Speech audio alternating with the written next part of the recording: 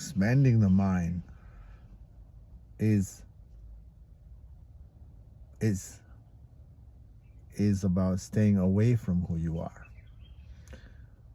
And right now you are already doing that. Because of that, whatever you have achieved is still not satisfactory. It's not bringing you the peace of mind. Doesn't dissolve the fear in you, isn't it? So you try upgrading the mind. It's not working. The only choice you got is to try subtracting the mind. And it sounds paradoxical.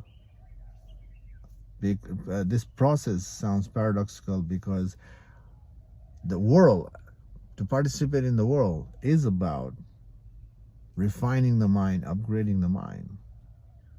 And when your life has always been like that, then giving up the mind is opposite, which is again paradoxical. And this is where people are scared of this journey, giving up the mind. Giving up the mind is scary for the ego self. And when you are scared, notice the awareness in you is aware of you being scared. That means the ego self is being scared. Again, the ego is about attachment.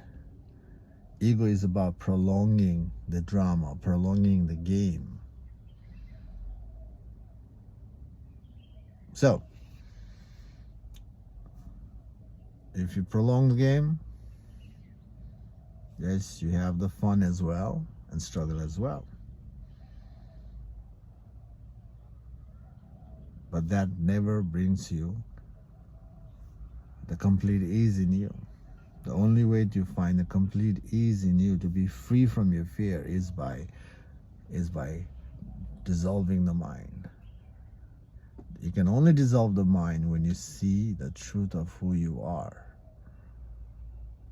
As consciousness, conscious and empty. And again, to become empty, you have to peel the mind. That's the only way. That's my journey. So for my journey, I'm telling you, subtracting the mind or dismantling the mind is the only way to figure out the truth of who you are. So right now, if you're interested, right now, whatever preference you have or whatever attachment you have, you ask yourself this question: